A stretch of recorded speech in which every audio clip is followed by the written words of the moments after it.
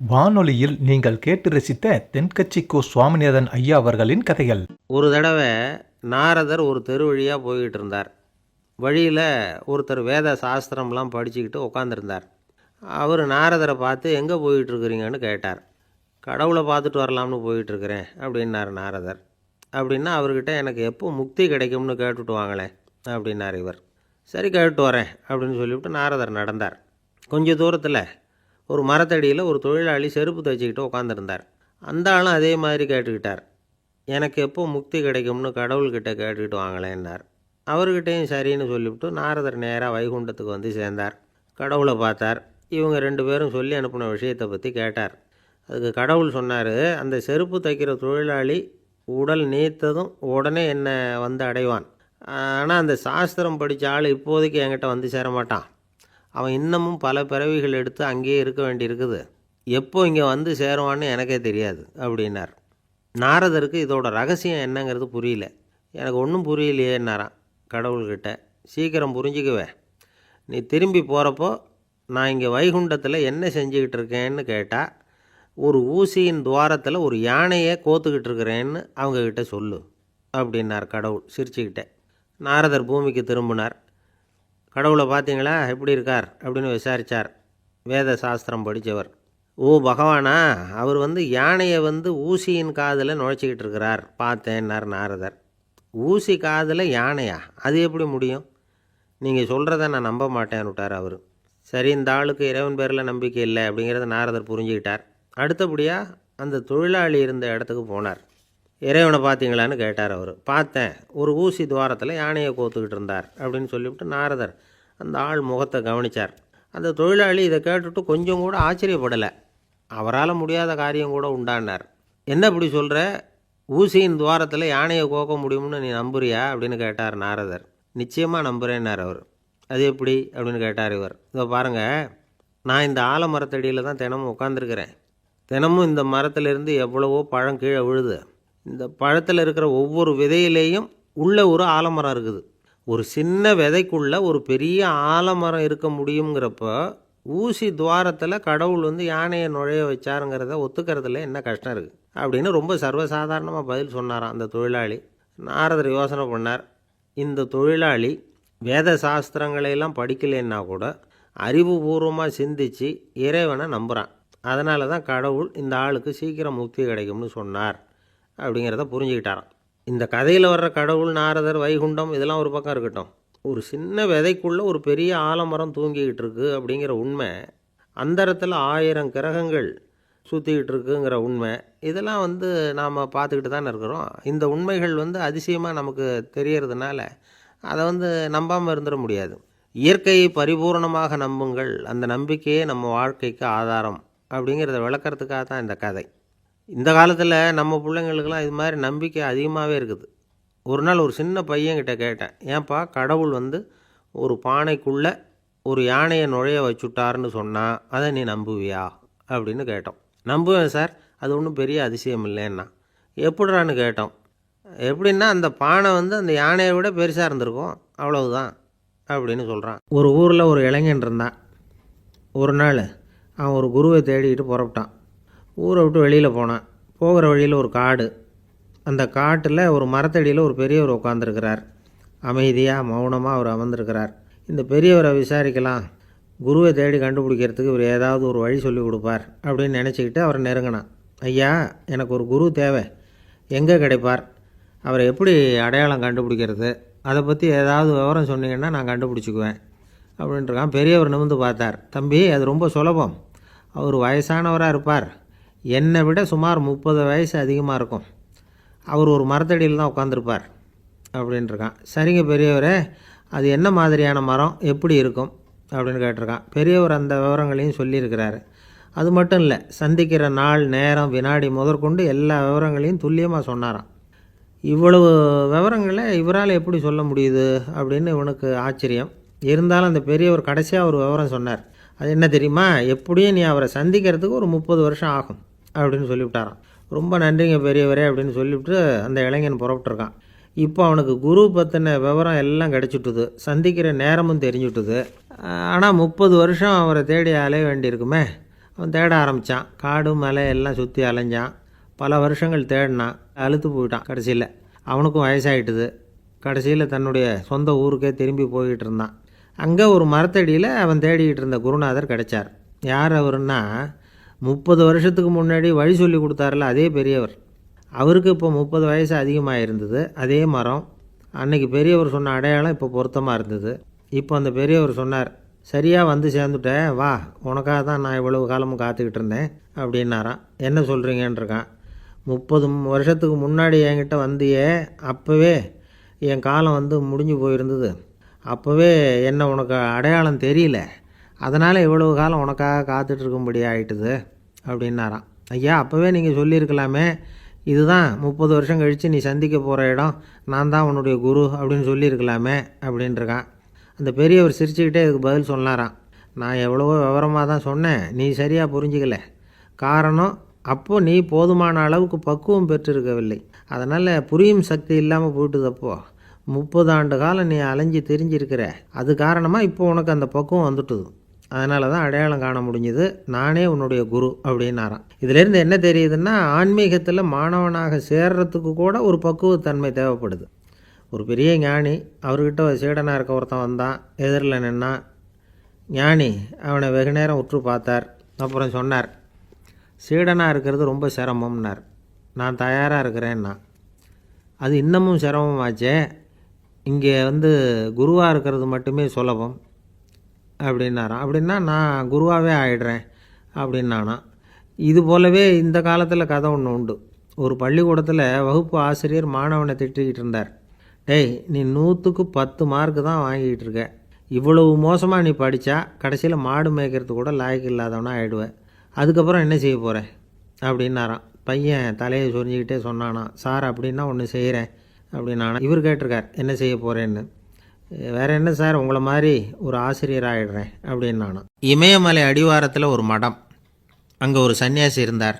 அவர்கிட்ட ஒருத்தர் வந்தார். சுவாமி, ஆசையை உதற நினைக்கிறேன், முடியல, ஒட்டிக்கிட்டே வருது அப்படின்னாராம். இப்படி உட்கார, ஒரு கதை சொல்கிறேன் அப்படின்னு சொல்லி அவர் சொல்ல ஆரம்பித்தாராம். அவர் சொன்ன கதை என்னென்னா, ஒரு ஊரில் ஒரு ஆள் இருந்தான். அவன் பேர் குப்புசாமி. அவன்கிட்ட எப்பவும் ஒரு பழைய தொப்பி இருக்கும், விடவே மாட்டான். அதனால் அவனை எல்லோரும் தொப்பி சாமி அப்படின்னு தான் கூப்பிடுறது வழக்கம். ஒரு புது தொப்பி வாங்கிக்கப்படாதாப்பா அப்படின்னு நண்பர்கள்லாம் சொல்லி பார்த்தாங்க. பணத்துக்கு எங்கே போவேன் அப்படின்னு விட்டானான். பணம் வச்சுருக்கான், செலவு பண்ண மனசு வரல, மகா கஞ்சன். பழைய பாட்டில்கள்லாம் வாங்கி விற்றுக்கிட்டு இருந்தான். அப்படி ஒரு தடவை பழைய கண்ணாடி சாமான்களை ஏலத்தில் எடுத்தப்போ அதில் ஒரு அருமையான சென்ட்டு பாட்டில் கிடச்சிது. உடனே ஒரு ஐடியா பண்ணான். அந்த சென்ட்டை வந்து சின்ன சின்ன பாட்டில்களில் அடைச்சி ஜன்னல் ஓரமாக அடுக்கி வச்சுட்டான். அதை விற்றா நிறைய பணம் கிடைக்குமே. அதனால் இதுக்கு இடையில் ஒரு நாள் அவன் வந்து அப்படியே உட்காந்துருந்தான். அந்த நேரம் நண்பன் வந்தான். ஏண்டா, உன் பழைய தொப்பியை மாற்றப்படாதா, ஊரில் எல்லோரும் கேலி பேசுகிறாங்களே ஒன்று தொப்பி சாமின்னு அப்படின்னு சொல்லி கேட்டிருக்கான். இந்த சென்ட்டு பாட்டில் விற்றதும் பணம் வரும், அதுக்கப்புறம் பார்க்கலாம் அப்படின்னு நானா. இவன் சரி வா, நீச்சல் குளத்துக்கு போயிட்டு வருவோம் அப்படின்னு கூப்பிட்ருக்கான் நண்பன். 2 பேரும் போனாங்க. அதே நேரம் அந்த ஊர் நீதிபதியும் அங்கே குளிக்க வந்தாராம். அவர்கிட்ட இருந்தது விலை வசந்த ஒரு புது தொப்பி. அதை அங்கே இருந்த ஸ்டாண்டில் மாட்டிவிட்டு குளிக்க போனார். இதுக்கிடையில் குப்புசாமி குளிச்சுட்டு வந்தான். அவனுடைய பழைய தொப்பியை காணலை. அந்த புது தொப்பியை பார்த்தா இது நண்பனுடைய வேலை தான் அப்படிங்கிறதாக புரிஞ்சுக்கிட்டு அதை எடுத்து மாட்டிகிட்டு வந்துட்டான். நீதிபதி குளிச்சுட்டு வந்து பார்க்குறாரு, தொப்பியை காணும். போலீஸில் புகார் கொடுத்தார். அவங்க வந்து தேடினாங்க. ஒரு மூலையில் பழைய தொப்பி கிடச்சிது. அடடா, இது நம்ம குப்புசாமியோட தொப்பி இல்லையா அப்படின்னு நானா ஒருத்தன். உடனே அவன் வீட்டுக்கு தேடிட்டு போயிருக்காங்க. அங்கே போய் பார்த்தா புது தொப்பி அங்கே இருக்குது. உடனே அவனுக்கு 1000 ரூபா அபராதம் போட்டாங்களாம். அவன் பணத்தை கட்டிவிட்டு ரொம்ப எரிச்சலோடு வீட்டுக்கு வந்தான். பழைய தொப்பி கண்ணில் பட்டுது. மறுபடியும், உன்னால் தானே எனக்கு 1000 ரூபா நஷ்டம் அப்படின்னு சொல்லி அதை எடுத்துக்கிட்டு அப்படி போயிருக்கான். அந்த ஊர் குளத்தில் வீசி எரிஞ்சிட்டு வந்துட்டான். அது மீன் பிடிக்கிற ஒருத்தன் கையில் சிக்கிச்சு.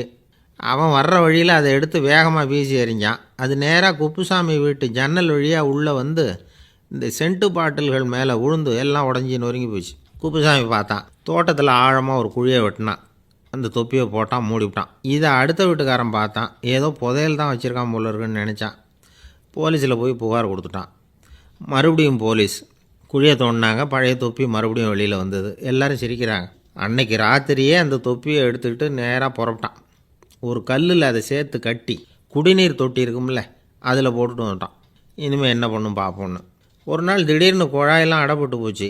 மாநகராட்சி அலுவலர்கள் வந்து என்னன்னு பார்த்தா அந்த பழைய தொப்பி குழாயை அடைச்சிக்கிட்டு இருக்குது. இது குப்புசாமியோட தொப்பிங்கிறது தான் எல்லாருக்கும் தெரியுமே. உடனே குடிநீரை வந்து பாழாக்கணத்துக்காக குப்புசாமிக்கு கோர்ட்டு 2500 ரூபா அபராதம் போட்டுவிட்டுது. அதையும் கட்டிவிட்டு வெளில வந்தான். கடைசியாக முடிவு பண்ணான். ஒரு நெருப்பு குச்சியை கிழிச்சான், தொப்பியை கொளுத்தினான், எரிஞ்சுது. எடுத்து வெளில எரிஞ்சான். கொஞ்ச நேரத்தில் தீ அணைப்பு படம் வந்துட்டுது. ஆமாம், இவன் எடுத்து எரிஞ்சது வெளியில் விழுந்து வீட்டு கூரையே பற்றிக்கிட்டு எரிய ஆரம்பிச்சுட்டுது. அவனோட பணத்தாசையும் அதோடு சேர்ந்து எரிஞ்சு போச்சான். இப்படி ஒரு கதை. இந்த கதையை சொல்லி முடித்தார் அந்த இமயமலை அடிவாரத்தில் இருந்த சன்னியாசி. இப்போ அந்த குப்புசாமி எங்கே இருக்கிறான்னு கேட்டார் எதிரில் இருந்தவர். இதோ உன் எதிரிலே இருக்கிறான், நான் தான் அந்த குப்புசாமி அப்படின்னாரான் அந்த சன்னியாசி. அந்த குப்புசாமி கிட்டே இருந்தது மாதிரி ஒரு பழைய தொப்பி நம்ம ஒவ்வொருத்தர்கிட்டையும் உண்டு. அதை எப்படி தொலைக்கிறதுன்னு தெரியாமல் தடுமாறிக்கிட்டு இருக்கிறோம். அது என்ன தொப்பிங்கிறீங்களா? அதுதான் நம்மை சூழ்ந்திருக்கிற மாயை அப்படிங்கிறார் சுவாமி சின்மயானந்தர். மெய்ஞானம் கிடைக்கிறப்போ மாயை வந்து எரிஞ்சு போகும் அப்படிங்கிறது அவருடைய கருத்து. நம்மால் ஒருத்தர் வேகமாக ஓடி வந்தார். காலில் மாட்டியிருந்த பழைய செருப்பு ரெண்டையும் ஆவேசமாக தூக்கி ஒரு கிணத்துல போட்டுட்டு வெறுங்காலோடு நடந்து வந்துக்கிட்டு இருக்கிறார். ஏன் அப்படி பண்ணீங்க அப்படின்னு கேட்டோம். அந்த செருப்புக்கு சொந்தக்காரன் வந்து பின்னாடி வந்துக்கிட்டு இருக்கிறான், அதனால் அப்படி பண்ணேன் அப்படிங்கிறார் இவர். என்னை விட யோக்கியம் இந்த உலகத்தில் வேறு யாரும் இல்லை சார் அப்படின்னார் ஒருத்தர். அவரை விட அயோக்கியன் வேறு யாரும் இருக்க முடியாதுங்கிற முடிவுக்கு கேட்டவங்க வந்துட்டாங்களாம். மனுஷனுக்கு இருக்கிற ஒரு மிகப்பெரிய குறையே தன்கிட்ட இருக்கிற குறை அவனுக்கு தெரியாமல் போகிறது தான். ஆனால் அடுத்தவங்ககிட்ட இருக்கிற குறை இவனுக்கு தெளிவாக தெரிஞ்சிடும். ஒரு ஒட்டகம் ஒரு கொக்கை பார்த்து ஒரு கேள்வி கேட்டு தான். என்ன கேள்வி தெரியுமா? உன் கழுத்து ஏன் இப்படி வளைஞ்சி போயிருக்குது அப்படின்னு கேட்டிருக்கு. இதுக்கு உடம்பே வளைச்சல். இது போய் கொக்கை கிண்டல் பண்ணுது. இன்றைக்கி மனித சுபாவமும் கிட்டத்தட்ட இப்படி தான் இருக்குது. இந்த உலகத்தில் குறையில்லாத மனிதர்கள் யாரும் கிடையாது, நாம் உள்பட அப்படிங்கிறத முதல்ல நாம் நல்லா புரிஞ்சுக்கணும். ஒரு ஊரில் ஒரு விற்பனை நிலையம் இருந்தது. செல்ல பிராணிகளை விற்பனை செய்கிற நிலையம் அது. நாய், கிளி, பூனை இப்படி நிறைய வச்சு விற்பனை பண்ணிகிட்டு இருக்கிறாங்க. நாய்க்குட்டி விற்பனை செய்கிற பகுதியில் ஒரு சிறுவன் நின்றுக்கிட்டு இருந்தான். விற்பனை செய்கிற ஆளுக்கிட்ட விலை கேட்டுக்கிட்டு இருந்தான். அதோ இருக்குதே அந்த நாய்க்குட்டி என்ன விலை அப்படின்னு கேட்டானா. 1000 ரூபா அப்படின்னாரான். சரி அது வேணாம், இது என்ன விலைன்றிருக்கான். 500 ரூபா அப்படின்னாரான். இந்த சின்ன பையன் கையில் வச்சுருந்தது வெறும் 50 ரூபா தான். அதனால் இதை விட குறைச்சலாக கிடைக்குமான்னு பார்த்துருக்கான். அந்த கடையில் ஒரு மூலையில் சரியாக கவனிக்கப்படாமல் ஒரு நாய்க்குட்டி படுத்து கிடந்தது. பாவமாக கத்திக்கிட்டு இருந்தது. அதை பார்த்ததுமே இவனுக்கு அது ரொம்ப பிடிச்சி போச்சு. உடனே அந்த கடைக்காரரை பார்த்து, அதுவும் அந்த மூலையில் படுத்து கிடக்குதே அந்த நாய்க்குட்டி என்ன விலை அப்படின்னு கேட்டிருக்கான். தம்பி, அது ஒரு கால் ஊனம், அதனால் அது உன்னோட குதித்து விளையாடவோ ஓடுறதோ அதால் முடியாத காரியம் அப்படின்ட்டுருக்கார் அவர். அது தெரிஞ்சு தாங்க கேட்குறேன், அதோட விலை என்ன அதை மட்டும் சொல்லுங்களேன் அப்படின்ட்டுருக்கான். தம்பி, இது வந்து கால் ஊனம் உள்ள ஒரு நாய். இதை போய் காசு கொடுத்து வாங்கிறதுக்கு யாராவது பிரியப்படுவாங்களா? இதை நான் உனக்கு இலவசமாகவே தர்றேன், எடுத்துகிட்டு போ அப்படின்னாரான். இதை கேட்டதும் அந்த சிறுவனுக்கு கோவம் வந்துட்டு தான். நீங்கள் ஒன்றும் சும்மா கொடுக்க வேணாம், இந்தாங்க 50 ரூபா, இதை வச்சுக்கிட்டு நாய்க்குட்டியை கொடுங்க அப்படின்ட்டுருக்கான். அவருக்கு ஒன்றும் புரியல, ஆச்சரியமாக இருந்தது. சரின்னு பணத்தை வாங்கிட்டு நாய்க்குட்டியை தூக்கி கொடுத்தார். அந்த சிறுவன் அந்த நாய்க்குட்டியை 2 கையாலையும் வாங்கினா, மார்போடு பிரியமாக சேர்த்து அணைச்சிக்கிட்டான். தெருவில் இறங்கி நடக்கிறான். அப்படி நடக்கும்பொழுது தான் பார்க்குறார், கடைக்காரர் வந்து ஆச்சரியமாக அவனை பார்க்குறார். அப்போ தான் அவருக்கு ஒரு விஷயம் புரியுது. அந்த சிறுவன் தெருவில் நாய்க்குட்டியை மார்போடு அணைச்சிக்கிட்டு விந்தி விந்தி நடந்து போய்கிட்டு இருக்கிறான். ஆமாம், அவனுக்கும் ஒரு கால் ஊனம். இந்த நாய்க்குட்டியை யாருமே வாங்க மாட்டாங்கன்னு நினச்சிக்கிட்டு இருந்தார். குறையுள்ள அதுக்கும் ஒரு எஜமானன் கிடச்சிட்டான். அதனால் ஊனம் ஒரு குறை இல்லை அப்படிங்கிற உண்மையை அந்த கடைக்காரர் புரிஞ்சுக்கிட்டாரான். நம்மால் ஒருத்தர் கொஞ்சம் வயசானவர், எழுந்திரிச்சு சரியாக நடக்க முடியாது, சாய்வு நாற்காலியிலேயே எப்பவும் உட்காந்துருப்பார். அவர் தனக்கு துணையாக ஒரு நாயை பக்கத்தில் வச்சுருந்தார். அதுவும் ரொம்ப வயசான ஒரு நாய், எழுந்திரிக்கவே சிரமப்படும், நடக்கவும் முடியாது. அவர் பக்கத்துலேயே இதுவும் சோர்ந்து போய் படுத்து கிடக்கும். அந்த பெரியவரை பார்க்க வந்த ஒருத்தர் கேட்டார், ஏங்க, ஒரு சின்ன பையனை உங்களுக்கு துணையாக வச்சுக்கப்படாதா? இந்த நாயை உங்களுக்கு பாதுகாப்பாக வச்சுருக்கிறீங்களே, உங்களுக்கு ஒரு ஆபத்துன்னா இது எப்படி உங்களுக்கு உதவ முடியும் அப்படின்னார். அப்போ அவர் சொன்னாராம், எனக்கு ஒரு ஆபத்துன்னா அந்த சமயத்தில் இந்த நாய் என்னை தனியாக விட்டுட்டு ஓடி போயிடாமல் இருக்கணும்ல, அதுக்காக தான் இதை நான் வச்சுருக்கிறேன் அப்படின்னாராம். காசி மாநகரத்தை பிரம்மதத்தன் அப்படிங்கிற ராஜா ஆட்சி பண்ணிட்டு வந்தார். அவர் ஒவ்வொரு வருஷமும் ஒரு திருவிழா நடத்துறது வழக்கம். எல்லா தேசத்திலிருந்தும் எல்லா வகையான ஜனங்களும் அதில் வந்து கலந்துக்குவாங்க. ஒரு சமயம் அது மாதிரி விழா நடந்துக்கிட்டு இருந்தது. வைகுண்டத்திலேருந்து தேவலோகத்திலேருந்து நிறைய தேவகுமாரர்கள்லாம் காசி நகருக்கு அப்போது வந்திருந்தாங்க. அதில் முக்கியமாக ஒரு 4 தேவகுமாரர்கள், அந்த 4 பேரையும் சுற்றி ஏகப்பட்ட கூட்டம். அப்படி என்ன விசேஷம் அவங்கக்கிட்ட அப்படின்னா, மற்றவங்கள விட அவங்க முகம் அழகாக இருந்ததா அப்படி பார்த்தா அப்படியும் இல்லை. அவங்க அணிஞ்சிருந்த மலர் மாலைகள் தான் அதுக்கு காரணமாக. அந்த மலர்கள்லேருந்து அப்படி ஒரு அபூர்வமான நறுமணம். இதுக்கு முன்னாடி இப்படி ஒரு நறுமணத்தை அந்த ஊர் ஜனங்க அனுபவிச்சதே இல்லை. அதுதான் அந்த 4 பேரையும் சுற்றி கூட்டம். எல்லாரும் கேள்வி கேட்க ஆரம்பித்தாங்க. உடனே அந்த 4 தேவகுமாரர்களும் எல்லாருக்கும் தெரியும்படியாக வானத்தில் எழும்பி கொஞ்சம் உயரமாக நின்றுக்கிட்டாங்க. கீழே நின்றுக்கிட்டு இருந்த அரசன்லேருந்து ஆண்டி வரைக்கும் ஒருத்தர் பாக்கி இல்லாமல் ஒரே குரலில் எல்லாரும் அவங்கள பார்த்து, எங்களுக்கும் இது மாதிரி மாலையை போட்டுக்கணும்னு ஆசையாக இருக்குது, அதுக்கு நீங்கள் தான் அருள் பண்ணணும் அப்படின்னு கேட்டுக்கிட்டாங்க. மாலை போட்டுக்கிறதுனா எல்லாருக்கும் ஆசையாக தானே இருக்கும். அந்த 4 தேவகுமாரர்களில் ஒருத்தர் புத்தர் பிரான். அவர் சொன்னார், பூலோகவாசிகளே, நான் சொல்கிறத கொஞ்சம் பொறுமையாக கேளுங்க. கக்காரு அப்படிங்கிற கற்பக விருட்சத்தின் மலர்களால் தொடுக்கப்பட்டது இந்த மாலை. இதுக்கு நிறைய சக்தி உண்டு. எந்த காலமும் இது வாடாது, வாசனையும் குறையாது. ஆனால் இதை அணிந்து கொள்கிறதுக்கு சில தகுதிகள் தேவை அப்படின்னார். என்ன தகுதி அது சொல்லுங்களேன் அப்படின்னு ஏக காலத்தில் எல்லாரும் சத்தம் போட்டாங்க. தீய இயல்புகள் உள்ளவங்க, இழிந்த சிந்தனை, இழிந்த செயல் உள்ளவங்க இந்த மாலையை அணிய முடியாது அப்படின்னார். அவ்வளோதான். கூட்டத்தில் சத்தம் போட்டவங்கள்லாம் மெதுவாக அப்படி அடங்க ஆரம்பிச்சிட்டாங்க.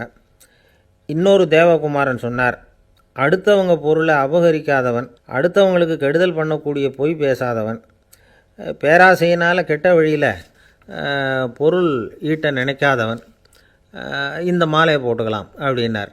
கூட்டத்திலேருந்து யாரும் முன்னுக்கு வரல. ஒரே ஒரு ராஜகுரு மட்டும் கொஞ்சம் முன்னாடி வந்தார். பெரியவர், படித்தவர். அவர், எனக்கு தகுதி இருக்குது அந்த மாலையை போட்டுக்கிறதுக்கு அப்படின்னார். வேறு ஒன்றும் இல்லை, பொய் சொல்லியாவது அந்த மாலையை வாங்கிக்குவோமே அப்படின்னு முடிவு பண்ணிட்டார் அவர். அவ்வளோதான், மாலையை வாங்கிட்டார். அடுத்த தேவகுமாரன் பேசினார். யாருக்கு திடமான அறிவும் மனமும் இருக்குதோ, யாருக்கு நல்ல காரியங்களில் அசையாத ஈடுபாடு இருக்குதோ, நல்ல அரிய பொருள்களை தனியாக தான் மட்டும் அனுபவிக்க விரும்பாதவர் யாரோ அவர் முன்னாடி வந்து இந்த மாலையை வாங்கிக்கலாம் அப்படின்னார். அந்த தகுதியும் எனக்கு இருக்குன்னார் ராஜகுரு. மாலையை வாங்கி போட்டுக்கிட்டார். இன்னொரு ராஜகுமாரன் பேச ஆரம்பித்தார். அறநெறியில் செல்வம் சேர்க்கணும், ஆடம்பர பொருள்களுக்கு அடிமையாகக்கூடாது, வெற்றி அடைஞ்சாலும் கர்வம் வரக்கூடாது, அப்படிப்பட்டவங்க இந்த மாலையை போட்டுக்கலாம்னார். துணிஞ்சு பொய் சொல்லி அதையும் வாங்கி கழுத்தில் போட்டுக்கிட்டார் இந்த ராஜகுரு. இன்னொரு ராஜகுமாரன் சொன்னார், சான்றோர்களை நிந்திக்காதவங்க, புறம் பேசாதவங்க இந்த மாலையை போட்டுக்கலாம்னார். அதையும் வாங்கி போட்டுக்கிட்டார். திருவிழா முடிஞ்சுது, எல்லோரும் திரும்பி போயிட்டாங்க. மறுநாள் ராஜகுரு 4 மாலைகளையும் போட்டுக்கிட்டு ராஜசபைக்கு வரார். வந்தவர் ரொம்ப அவஸ்தையோடு வர்றார்.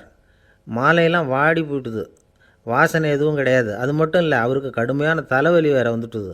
துடிச்சு போயிட்டார். மாலையை கழட்டவும் முடியல. ஜனங்கள்லாம் அவரை பார்த்து சிரிக்க ஆரம்பிச்சிட்டாங்க. என்னத்துக்கு ஆசைப்படணும், ஏன் இப்படி கஷ்டப்படணும் அப்படின்னு. ராஜா பார்த்தார். மறுபடியும் விழாவுக்கு ஏற்பாடு பண்ணினார். தேவகுமாரர்கள்லாம் வந்தாங்க. ராஜகுரு வந்தார். மக்கள் முன்னிலையில் அவங்க காலில் விழுந்தார், மன்னிப்பு கேட்டுக்கிட்டார். இந்த மாலையை போட்டுக்கிற தகுதி எனக்கு இல்லை. தகுதி இல்லாத ஒருத்தன் தகாத தகுதியை பொய் மூலம் பெறணும்னு ஆசைப்படுறாங்களே, அவங்களுக்கெல்லாம் என்னுடைய தண்டனை ஒரு எச்சரிக்கையாக இருக்கட்டும்னார். அதுக்கப்புறம் தேவகுமாரர்கள் அவர் கழுத்தில் இருக்கிற மாலையை கழட்டினாங்களாம். அந்த மாலைகளும் பழையபடி மனம் கொடுக்க ஆரம்பிச்சுட்டு தான். இதிலேருந்து நாம் தெரிஞ்சுக்க வேண்டியது என்னென்னா, நமக்கு தகுதி இல்லாத ஒரு கௌரவம் நம்மக்கிட்ட தானாக வந்தால் கூட அதை தவிர்த்து விடுறது தான் நல்லது. அதுதான் புத்திசாலித்தனம். ஒருத்தர் வந்தார். சார், எங்கள் இலக்கிய மன்ற விழாவுக்கு நீங்கள் தலைமை தாங்கணும்னார். உடனே இவர் சொன்னார், பேச்சாளர், சார், இலக்கியத்தை பற்றி பேசுகிற தகுதி எனக்கு இல்லையே அப்படின்னார். உடனே அவர் கூப்பிட வந்தவர் சொன்னார், அந்த தகுதி உங்களுக்கு இல்லைங்கிறது எங்களுக்கும் தெரியும் சார், அதனால தான் உங்களை தலைமை தாங்க கூப்பிட்றேன் அப்படின்னார். அது சரி, தலைமைன்னா அதுக்கு இவர் என்ன தான் அர்த்தம் பண்ணுறாருன்னு தெரியல. அளவுக்கு மிஞ்சினால் அமிர்தமும் நஞ்சு அப்படின்னு சொல்லுவாங்க. அது உண்மைதான். ஒருத்தருக்கு அளவுக்கு மீறிய புகழ் வந்துட்டுதுன்னு வச்சுங்க, அது கூட ஆபத்தாக போயிடுறது உண்டு. பழங்காலத்துல எல்லாம் கிரேக்க தேசத்தில் ஒரு பழக்கம் உண்டாம். அதாவது யாராவது ஒருத்தரை நாடு கடத்தணும்னா அதுக்கு ஒரு வழி உண்டு. அதாவது ஒருத்தர் நாடு கடத்தணும்னு மக்கள் விரும்புகிறாங்கன்னு வச்சுங்களேன், அவர் பேரை ஒரு மண்பாண்ட ஓட்டுச்சில்லில் எழுதி அதை ஒரு குறிப்பிட்ட பொது இடத்துல போட்டுற வேண்டியது, அவ்வளவுதான். இது மாதிரி பல பேர் போட்டுக்கிட்டே இருப்பாங்க, எல்லாம் அப்படியே குவிஞ்சு போயிடும். அந்த ஓட்டாஞ்சில்லு குவியலில் யாருடைய பேர் அதிகமாக இருக்குதோ அந்த நபரை ஒரு 10 ஆண்டுகள் நாடு கடத்தி விடுவாங்க. இது அந்த ஊர் வழக்கமாக. ஒரு நாள் அந்த குவியலுக்கு பக்கத்தில் ஒரு ஆள் நின்றுக்கிட்டு இருக்கிறான். அவன் கையில் ஒரு ஓட்டாஞ்சில்லு வச்சுருக்கிறான். அதில் யாரோட பேரையோ எழுதணும், எழுதி அந்த இடத்துல போடணுங்கிறது அவன் ஆசை. ஆனால் அவன் படிக்காதவன், அதனால் எழுத தெரியல. யாராவது அந்த வழியாக வர்றாங்களான்னு பார்த்துக்கிட்டே நின்றுக்கிட்டு இருந்தான். ஒரு பெரியவர் வந்துக்கிட்டு இருந்தார். அவர்கிட்ட ஓடினான். கையில் இருந்த மண்பாண்ட சில்லை கொடுத்தான். ஐயா, இதில் ஒரு பேர் எழுதி கொடுங்களேன்னா. அந்த பெரியவர் அதை வாங்கி கையில் வச்சுக்கிட்டு, என்ன பேர் எழுதணும் சொல்லு அப்படின்னா. இவன் சொன்னான், அரிஸ்டைடிஸ் அப்படின்னு எழுதுங்க அப்படின்னா. இதை கேட்டதும் அந்த பெரியவருக்கு அதிர்ச்சி. ஏன்னா அவர் தான் அரிஸ்டைடிஸ், தத்துவ மேதை அரிஸ்டைடிஸ் அவர். இருந்தாலும் நான் தான் அதுங்கிறத காட்டிக்காமல் அந்த ஆளுகிட்ட கேட்டார். அது சரிப்பா, அரிஸ்டைடிஸுங்கிற பேரை எழுத சொல்கிற, அவர் உனக்கு என்ன கெடுதல் பண்ணார்? அவர் பேரை இதில் எழுத சொல்கிறியே அப்படின்னு கேட்டிருக்கார். அதுக்கு இவன் சொன்னானா, அவர் எனக்கு எந்த கெடுதலும் பண்ணலை, அவரை நான் பார்த்தது கூட இல்லை அப்படின்ட்டுருக்கான். அப்புறம் எதுக்காக அவரை நாடு கடத்தணும்னு நீ ஆசைப்படுற அப்படின்னு கேட்டிருக்கார். இப்போ அந்த ஆள் சொல்கிறான், அரிஸ்டைடஸை பற்றி எல்லாரும் பேசுகிறாங்க, அவர் ரொம்ப நல்லவர், அவர் ஒரு பெரிய அறிவாளிங்கிறாங்க, அவர் ஒரு பெரிய வள்ளல், பேரறிஞர், இப்படி எல்லாரும் சொல்கிறத கேட்டு கேட்டு எனக்கு ரொம்ப அலுத்து போயிட்டுது, அதனால தான் வெறுப்பாயிட்டேன் அப்படின்னு நானும். இதிலேருந்து என்ன தெரியுது? நாம் நல்லவனாக இருக்கிறதுல ஒன்றும் இடைஞ்சல் இல்லை. ஆனால் நம்மளை நல்லவன் நல்லவன் எல்லாரும் சொல்ல ஆரம்பிச்சிட்டாங்கன்னு வச்சுக்கோங்க, அப்போ இடைஞ்சல் ஆரம்பம்னு அர்த்தம். எதுவுமே அளவுக்கு மிஞ்சி போகாமல் பார்த்துக்க வேண்டியது ரொம்ப அவசியம். அளவுக்கு அதிகமாக ஆசைப்படாதவங்களில் ஆப்ரஹாம் லிங்கனும் ஒருத்தரான். அவர் ஒரு தடவை தன்னுடைய நண்பர்கள்கிட்ட பேசிக்கிட்டு இருந்தாராம்.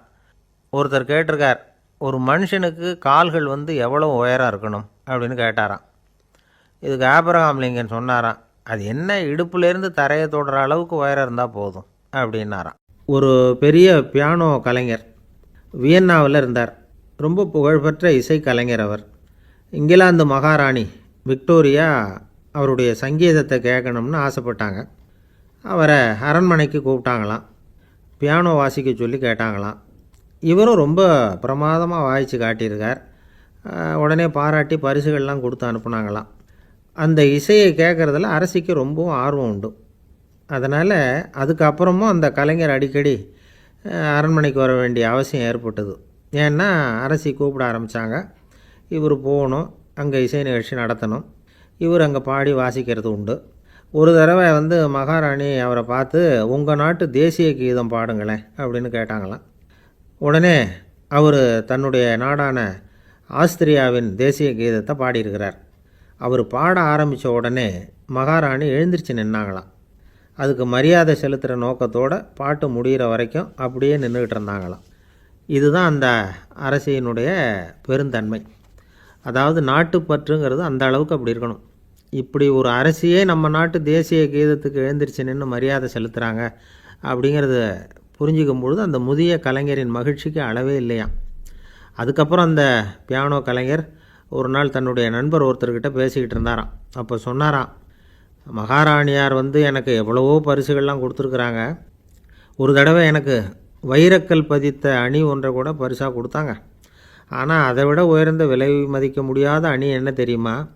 நான் என்னுடைய நாட்டு தேசிய கீதத்தை நான் பாடுறப்போ அவங்க எழுந்திரிச்சு நின்று மரியாதை செலுத்தினாங்களே, அதுதான் எனக்கு கிடைச்ச மிகப்பெரிய பரிசு அப்படின்னாராம். எனக்கு தெரிஞ்ச சங்கீத வித்வான் ஒருத்தர் இருக்கார். சமீபத்தில் ஒரு நாள் அவரை பார்த்தேன். எப்படி போயிட்டுருக்கு உங்கள் தொழில் அப்படின்னு கேட்டேன்.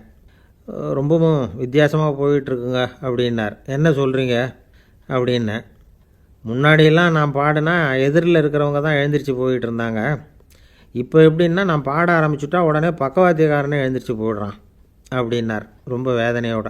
பொங்கல் திருநாள், பொங்கல் திருநாள்னால் இது ஏதோ அறுவடை திருநாள் அப்படின்னு சொல்லுவோம்.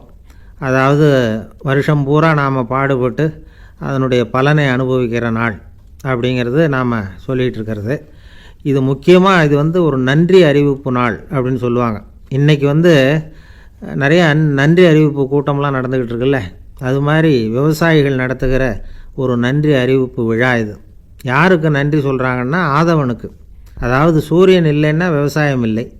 அதனால் ஆதவனுக்கு நன்றி செலுத்துகிற நாளாக இந்த பொங்கல் திருநாளை நாம் கொண்டாடுறோம். அதாவது இந்த பொங்கலில் விவசாயிகள்கிட்டேருந்து நிறைய பண்புகளை நாம் தெரிஞ்சுக்க வேண்டிய நாள் இது. விவசாயிகள் அவங்க விவசாயம் முன்னேறி இருக்கிற அளவுக்கு விவசாயிகளுடைய வாழ்க்கை தரம் முன்னேறலை.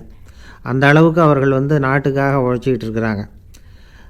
அந்த காலத்திலே அதை பற்றி ஒரு கதை சொல்கிறது உண்டு. ஒரு வயசான ஆள் நிலத்தில் ஏறு உழுதுகிட்டு இருந்தாராம். கிழிஞ்சு போன ஒரு சின்ன துண்டை தான் இடுப்பில் கட்டியிருந்தாராம். தலையில் ஒரு கந்தலை சுற்றி இருந்தார். உடம்பு பூரா சேரு, ரொம்ப ஏழை. ஏறு ஓட்டிகிட்டு இருக்கிறவர் வேறு எப்படி இருப்பார்? இருந்தாலும் அந்த ஆள் ரொம்ப ஜாலியாக பாட்டு பாடிக்கிட்டே ஏறு உழுதுகிட்டு இருந்தாராம். உடம்புல தான் அவர் ஏழையை தவிர மனசில் ஒரு ஏழையாக தெரியல. அந்த சமயத்தில் அந்த நாட்டு ராஜா அந்த பக்கமாக குதிரை மேலே வந்தாராம். வேட்டைக்கு போயிட்டு பரிவாரங்களோடு திரும்பி வந்துக்கிட்டு இருக்கிறார். ரொம்ப செல்வ செழிப்பில் இருக்கிற ராஜா அவர் இந்த வயசான விவசாயியை பார்த்துருக்கார். இந்த ஆள் ரொம்பவும் ஏழைங்கிறது அவர் பார்த்தாவே பளிச்சுன்னு தெரியுது. கட்டிக்கிறதுக்கு நல்ல துணி இல்லை, உடம்போ இழைச்சி போயிருக்குது, வயிறு முதுகில் போய் ஒட்டிக்கிட்டு இருக்கு, கண்ணு குழி விழுந்து போயிருக்குது. ஆனாலும் முகத்தை பார்த்தா சந்தோஷமாக இருக்கிற மாதிரி இருக்குது. இவ்வளோ உற்சாகமாக பாடிக்கிட்டு இருக்கிறாரே அப்படின்னு ஆச்சரியமாக நினச்சி பார்த்தார் அந்த ராஜா. சரி, அவர்கிட்ட கொஞ்சம் பேச்சு கொடுத்து பார்க்கலாம் அப்படின்னு முடிவு பண்ணார். ஐயா பெரியவரே, இப்படி கொஞ்சம் வர முடியுமான்னாராம். பொழுது போகிறதுக்குள்ளே நான் இந்த வயல் பூரா உழவு ஓட்டி ஆகணும், அதனால் பேசுகிறதுக்கு நேரம் இல்லை அப்படின்னாராம் அந்த பெரியவர். என்ன அவ்வளவு அவசரமாக? மீதி இருந்தால் நாளைக்கு உழுதுவக்கூடாதா? அது சரி, உனக்கு எத்தனை ஏக்கர் நிலம் இருக்குது அப்படின்னு விசாரிச்சிருக்கார் ராஜா. எனக்குன்னு சொந்தமாக உள்ளங்கை அளவு கூட நிலம் கிடையாது. இது எங்கள் முதலாளியோட நிலம். இதை பூராவும் உழுது முடித்தா தான் அவர் கூலி கொடுப்பார். நான் கூலிக்கு உழுதுகிட்டு இருக்கிறேன். உங்ககிட்ட பேசிக்கிட்டு இருந்தால் அவருக்கு துரோகம் பண்ணது மாதிரி ஆகிடும் அப்படின்னாராம். ராஜா குதிரையை விட்டு கீழே இறங்கினார். வரப்பில் நடந்து அந்த பெரியவர்கிட்டே போனாராம். சரி, ஒரு நாள் பூரா உழுதா உனக்கு எவ்வளவு கூலின்னு கேட்டிருக்கார். 8 அணா கூலி கிடைக்கும்னாராம் அவர். இது ரொம்ப காலத்துக்கு முன்னாடி நடந்த ஒரு சம்பவங்கிறதுனால அப்போ 8 அணா கூலிங்கிறது ரொம்ப பெருசு. இருந்தாலும் அதுவும் அந்த ராஜாவுக்கு பெரிய கூலியாக தெரியல. இவ்வளவு தானா, இதை வச்சுக்கிட்டு நீ எப்படி காலம் தள்ளுற அப்படின்னாராம். ஒன்றும் கவலை இல்லை அப்படின்னாராம் அவர். ராஜாவுக்கு ரொம்ப ஆச்சரியமாக போச்சு.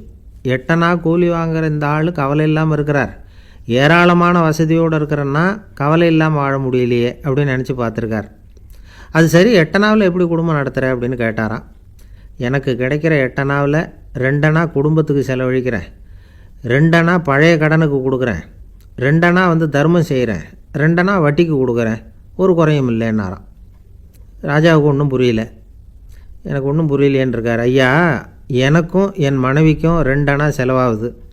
வயசான அம்மா அப்பா இருக்கிறாங்க, சின்ன வயசில் என்னை காப்பாற்றினவங்க அவங்க.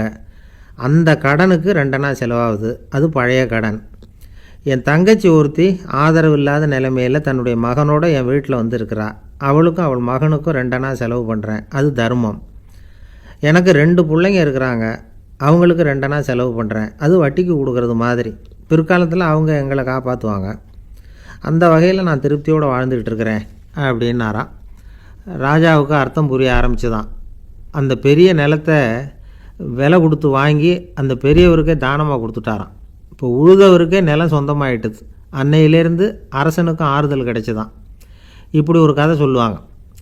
8 அணா வருமானத்தை வச்சுக்கிட்டு எப்படி காலத்தை தள்ளுறதுன்னு சொல்கிறதுக்காக இந்த கதையை சொல்கிறதாக யாரும் தப்பாக நினச்சிக்கக்கூடாது. கிடைக்கிறத எப்படி பங்கு போடுறார், எப்படி திருப்தியாக வாழறார் அப்படிங்கிறது தான் முக்கியம். அது மாதிரி இன்றைக்கு இந்த பொங்கல் திருநாளில் உழவர்கள் மனசு மகிழ்ச்சியாக இருந்ததுன்னா அது எல்லாரும் மகிழ்ச்சியாக இருக்கிறது மாதிரி அர்த்தம். அதனால் அவர்கள்ட்டேருந்து நாம் பாடம் கற்றுக்கணும். சில உழவர்கள் தங்கள் நிலத்தில் விளையிறத தாங்கள் சாப்பிட மாட்டாங்க, அடுத்தவங்கள்ட்ட விற்றுட்டு சந்தையில் போய் வேறு அரிசி வாங்கிட்டு வந்து தான் இவங்க சாப்பிடுவாங்க. அப்படிப்பட்ட விவசாயிகள்லாம் இது உண்டு. பங்கிடுகிற பண்பை உழவர்கள்ட்டேருந்து கற்றுக்கொள்ளுங்கள் அப்படிம்பாங்க. ஒரு ஆள் நிம்மதியாக மகிழ்ச்சியாக இருந்தானா, உங்கள் நிம்மதிக்கும் மகிழ்ச்சிக்கும் என்ன காரணம்னு கேட்டிருக்கார் இன்னொருத்தர். என்கிட்ட இருந்தது பூராவையும் என் பிள்ளைங்களுக்கு சமமாக பங்கு போட்டு கொடுத்துட்டேன், எனக்குன்னு எதுவுமே வச்சுக்கல, அதுதான் நிம்மதிக்கு காரணம்ன்றிருக்கான். உங்ககிட்ட இருந்தது எவ்வளவு இருந்தது அப்படின்னு கேட்டிருக்காரு அவர். மொத்தமாக ஒரு 50,000 ரூபா இருக்கும். அப்படின்னு இருக்கான். அவ்வளவும் பணமாகவே இருந்ததா அப்படின்னு கேட்டிருக்காங்க இவங்க. இல்லைங்க, அவ்வளவும் கடன், அதை தான் பிரித்து கொடுத்துருக்கேன் பிள்ளைங்கக்கிட்ட அப்படின்னு நானும். அவன் ஒரு ஊரில் ஒரு ராஜா இருந்தார். பெரிய அரண்மனையில் தான் இருக்கிறார். எல்லா வசதியும் இருந்தது. இருந்தாலும் அவர் எல்லாரும் சொல்கிறது எப்படி தெரியுமா, பிச்சைக்கார ராஜா. அப்படி ஒரு பேர் அவருக்கு நிலச்சி போச்சு. ஜனங்களும் சரி, மற்ற தேசங்களில் உள்ளவங்களும் சரி, அவர் அந்த பேர் சொல்லியே குறிப்பிடுறது வழக்கமாக போட்டுது. இது அவருக்கு ரொம்ப கவலையாக போச்சு. என்ன இது, நம்மளை தேடி வர்றவங்களுக்கெல்லாம் நாம் சோறு போடுறோம், நம்ம புகழ்ந்து பாடல் ஏற்றி கொண்டு வர்ற புலவர்களுக்கெல்லாம் அவங்க எப்படி வந்தாலும் ஒருவேளை சோறு போடணுங்கிறது உத்தரவு. இவ்வளவுலாம் செஞ்சும் நம்மளை போய் பிச்சைக்கார ராஜான்னு எல்லாரும் சொல்கிறாங்களே, அது ஏன், எதுக்காக இப்படி சொல்கிறாங்க? இதுதான் ராஜாவுக்கு குழப்பம். சரி, இதை பற்றி நம்ம அமைச்சர்கள்கிட்ட கேட்கலாமா அப்படின்னு யோசனை பண்ணார். இந்த விஷயத்தை போய் அவங்கக்கிட்ட எப்படி கேட்குறதுன்னு அவருக்கு தயக்கமாக இருந்தது. கௌரவ குறைச்சலாக தெரிஞ்சுது அவருக்கு.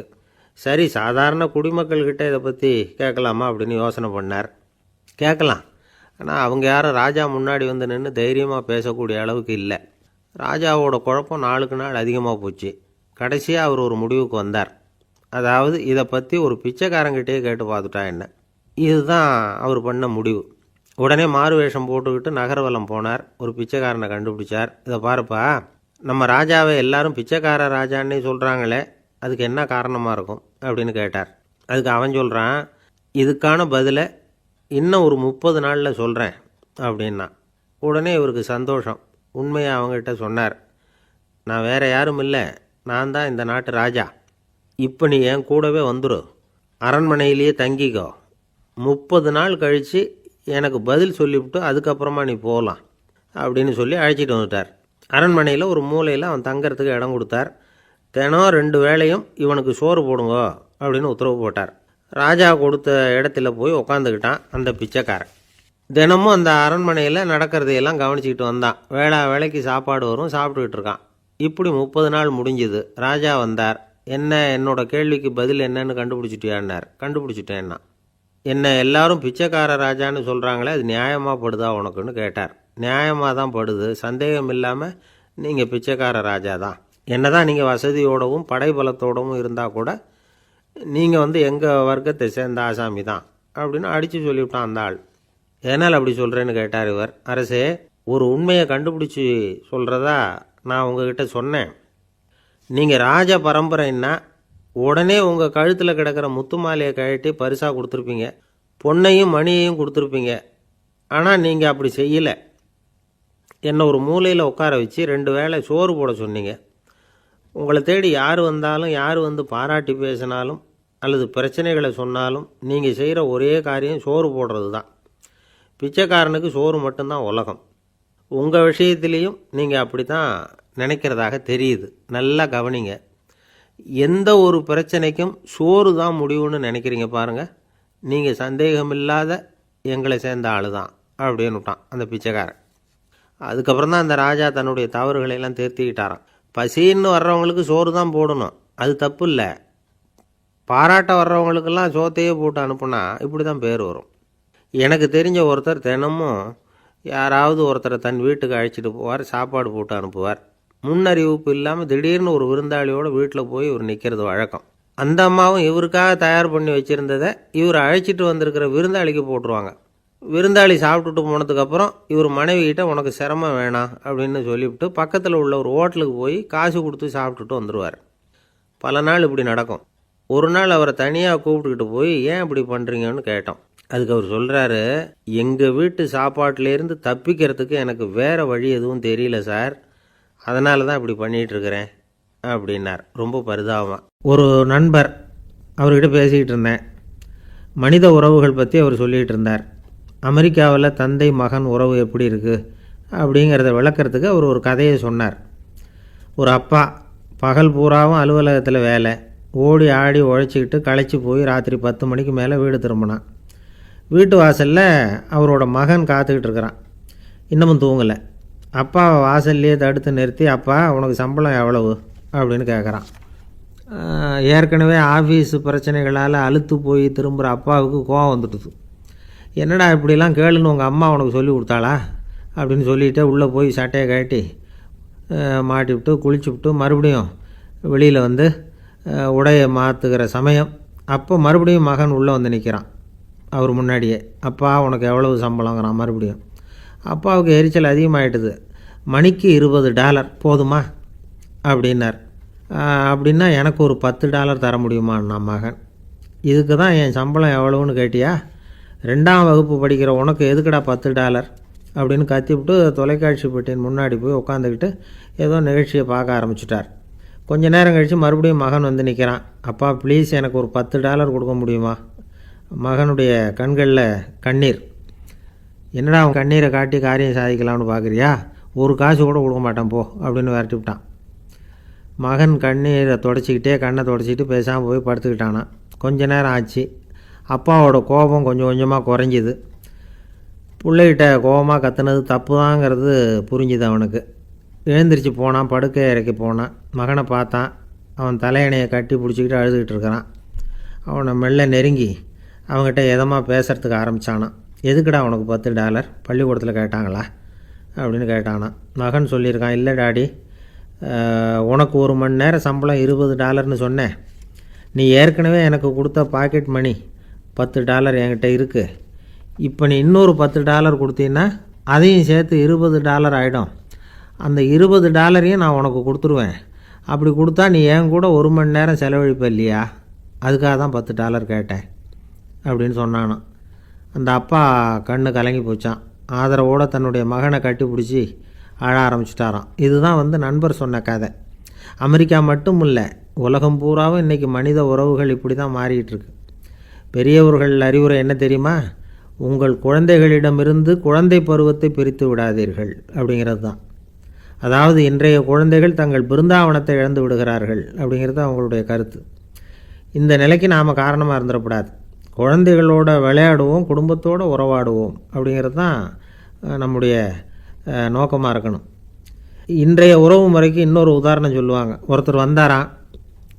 அவர் பக்கத்தில் ஒரு சின்ன பையன். நாம் அவரை விசாரிக்கிறோம், யார் இந்த பையன் அப்படின்னா அவர் சொல்கிறார், இவன் எனக்கு தூரத்து உறவு அப்படின்னாராம். இந்த தூரத்து உறவுன்னா எப்படின்னு இருக்கான். இதுக்கு அவன் சொல்லியிருக்கிறான், இவன் எங்கள் அப்பாவுக்கு 8ஆவது புள்ள அப்படின்னானான். நம்பிக்கை இல்லைன்னா இந்த உலகத்தில் நாம் நடமாடவே முடியாது.